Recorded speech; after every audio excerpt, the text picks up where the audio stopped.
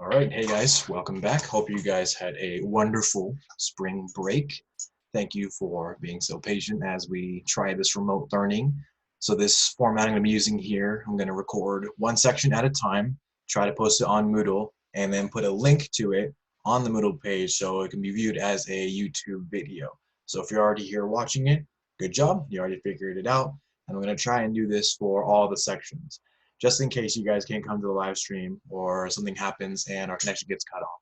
So if you ever miss anything, go to the Moodle page and look for the links there. Okay, so we're going to start chapter 13, which is over nuclear energy. And we've already done a lot of legwork because we've talked about how we generate electricity with things like fossil fuels.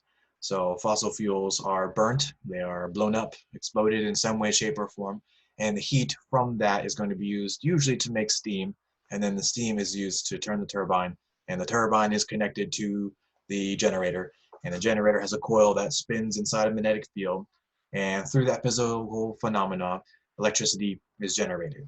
We can also do this using nuclear energy, and that's what this whole chapter is about. So we're going to be talking about how we use nuclear energy and how we use nuclear energy to generate electricity more specifically. But first, we're going to talk about a little bit of the history, so how we got to the point we're at.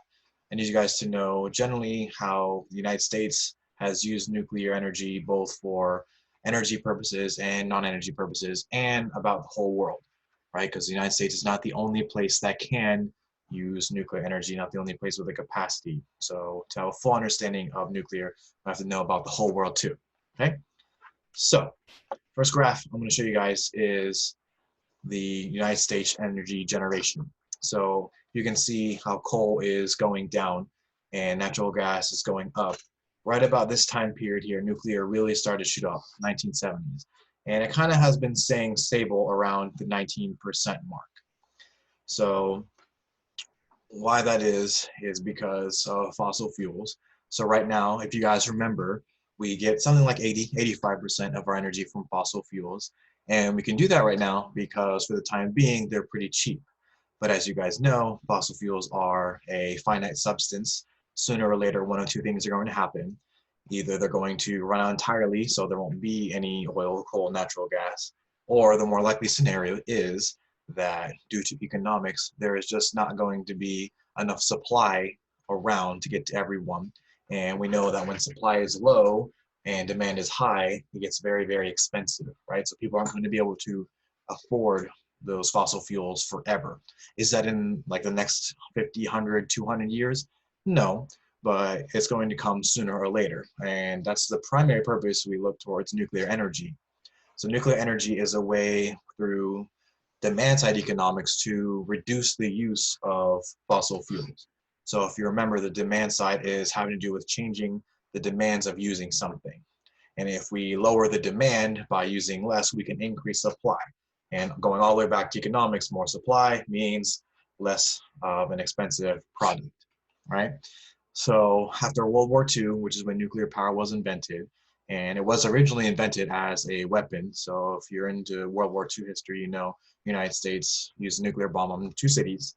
So that was Hiroshima and Nagasaki.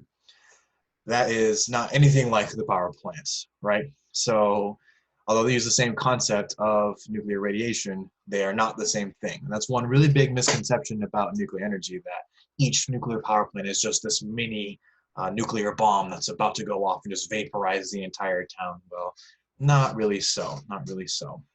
But anyway, in the 1970s, there were about 50 power plants, and there were plans to build hundreds of them, right? They were great, especially in the 1970s. And even then, there was times when fossil fuels were really cheap, and also times when fossil fuels were really expensive. But that wasn't the point. The point was that nuclear energy for a time was considered to be the future. Like everyone was going to use nuclear energy, and maybe not to the point where everyone had like their own personal like nuclear reactor in their backyard, although I think that'd be pretty cool. But I don't think it's a good idea to have just anybody use nuclear power. So it's kind of highly regulated. I think it should stay that way. So in the 1970s, there was a big deal, right? And the big deal was a nuclear emergency. And all of a sudden, because of this emergency, this almost very bad event. It didn't actually turn into anything. It was okay, but it caused enough scare that public opinion of nuclear energy really, really fell out of favor. And that has really powerful effects, not unlike what we're seeing today. How people perceive a situation and how the situation is actually doesn't necessarily have anything to do with one another, but can still manifest some pretty profound effects. And in this case, it led to the complete shutdown of lots and lots of those nuclear power plants that were in construction, some even pretty close to done. And after the spending of billions and billions of dollars, they were so upset and fearful of the nuclear power plants that they just all got shut down. Price didn't matter, nearing completion didn't matter, and it makes sense. One of the places that is brought up is this place called Long Island, which is a Long Island around New York City. There's only a couple ways to get on and off of the island, and if you've ever been stuck in traffic, you know, like, well, you can't go very fast in any direction. Well, imagine if there was an emergency on a nuclear power plant on Long Island. How is everyone going to get off the island if there's only a couple ways on, a couple ways off? Meanwhile, there might be a nuclear meltdown happening a mile or two away. That's not a good situation, and that's why people didn't want nuclear power plants, because there would be nowhere to go in the event of a really, really bad meltdown or really bad catastrophe. And so we can see here how nuclear energy is doing in terms of how much we're actually making. So over here in the top left is billions of kilowatts, so that's a lot of energy. And it steadily rises all the way from the 60s all the way to the 70s. And this little dip right here is where those protests started happening in public favor really fell out for nuclear power. Now, even though that happened, it doesn't look like, I mean, you can see the chart that nuclear energy was stopped. It still did grow up quite a bit, you know, almost tripled up to 900 billion kilowatts. So we are still using nuclear energy, is my point. We're still growing in nuclear energy, and that's a good thing. Why? Because it offsets our use of fossil fuels and keeps those a lot cheaper. Right? We get something like 20% of our electricity from nuclear power plants. So we're not using them for vehicles or transportation. We're not using them for warmth or anything, although I guess you could if you wanted to. I wouldn't advise you using radiation for warmth. No, we're going to use those for electrical generation. So they're going to be put into water. The heat is going to generate steam. The steam is going to turn the turbine. Turbine is going to turn the coil. The coil is going to be in the magnetic field, and the coil spinning in the magnetic field will generate electricity. So there was another catastrophe in the 1980s in Chernobyl, which is in Ukraine. And that happened because of the scientists running a emergency drill. So they were kind of testing out their ability to deal with a problem, and in so doing kind of made a mistake and were not able to stop what we call a meltdown. And that really freaked people out because it caused the power plant to explode, a steam explosion, and that did release a lot of radioactive material. Now, it's not as bad as people thought it was going to be back then, but it's still not good, right? There's some people that got things like leukemia, and there's still some nuclear radiation. Like no one goes to Chernobyl. Well, it's not true. Some people do go to Chernobyl for a vacation, but not many people are going to stay there for very long. Why? Because there's still radiation there, right? The whole world is looking for ways to get more energy, and nuclear is just a potential solution for that. But from time to time, we see how mismanagement can cause a very severe meltdown and change public opinion about it.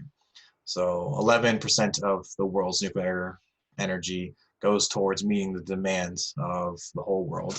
So places like the United States and France use a lot of nuclear energy. France almost exclusively generates electricity from nuclear, which is awesome. It's pretty cool.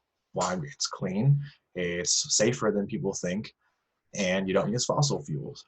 Other places like Germany and Sweden, although they have nuclear power plants, are trying to phase them out. Why is that? It's because of popular opinion, right? If people don't want something to be in their country or around them, well, they're not going to let that happen. So those people in those countries, they don't want it. So they're not building any new power plants. They're actually deconstructing some of them, and they're not trying to grow or utilize any more nuclear power plants. On the extreme side would be a place like Japan. So if you remember, probably like 5 or 6 years ago, there was a nuclear power plant called Fukushima, and an earthquake caused a tsunami, and the tsunami caused the power to the power plant to shut off. And because the power in the power plant was shut off, the cooling mechanism, which is a very important part that we'll learn later about the nuclear reactor, shut off. And because it shut off, it caused a meltdown, and that meltdown released a lot of radiation. So places like Japan, they don't want any nuclear energy at all because it's a response to that Fukushima meltdown. So this graph is just so you guys have an understanding of where nuclear is and to what extent. So in the dark blue here, like the United States and Russia and China, India, they are going to have nuclear power plants in operation and also building more. So not only do they have them, but they're building more. The lighter blue areas like Canada and Mexico, they have some nuclear power plants and they're planning to build more, but they're not currently making any. Places like the dark green over here, they are wanting to build more. They necessarily don't have very many functioning, but they're trying. And the light green over here, they don't have any, but they're planning some. And in the yellow, which is pretty much Spain, I think some over here in Denmark, they have some. They are using them, but they're not planning or deconstructing in the way. They're just happy with what they have. The red, which is this country here, like Germany, they have them, but they're dismantling them because of public opinion, like we were talking about before. And the countries with the black outline, like Italy here, they have actually banned nuclear energy. So they don't use it at all. Is that a good thing? Is that a bad thing? I don't know, right? Time will tell. It's a couple-year-old graph. They might have already changed their mind. But the cool thing, and I think the big takeaway from this graph, is just how many countries are utilizing nuclear energy. It looks like half to 2/3 of the world's countries are using nuclear energy, and that's good because if they weren't using it, then they would be using something else like fossil fuels, and everyone using that much more fossil fuels would increase the price, and that would just be bad for everyone. So remember, the main point, nuclear power is to offset the use of fossil fuels so that eventually we don't have to use them at all. Why? Because they're finite. Nuclear energy, not so much. We'll talk more about that later. So in review, think about why would we want to use nuclear energy? What are its benefits? And of course, if we're talking about the benefits, you need to talk about the drawbacks too. Why is it bad? Second review question is, how did nuclear energy get its start? Okay, it wasn't used originally for energy generation, at least not electrical power. It did generate energy, but in what form? Like, what was its primary purpose? And think about if that's a good thing or a bad thing, how it's actually changed. And last thing is, what does the global picture of nuclear energy look like? How many countries are currently using it? How many countries want to use it? How many countries are using it but don't want to use it? And how many countries don't use them at all and don't ever plan to? So hopefully you enjoyed the first recorded stream. Hope to see you on the live stream, but if you can't make it, go ahead and use these. Double check both Renweb and the Google Classroom for your current assignment. And just know that the assignments are going to be more daily. That's also going to be counting as like your attendance. If you have any questions, go ahead and email me or leave a message on the Google Classroom board, and I'll try to answer them as soon as I can. Till then, I'll see you tomorrow. Stay safe, have fun. Thanks for watching.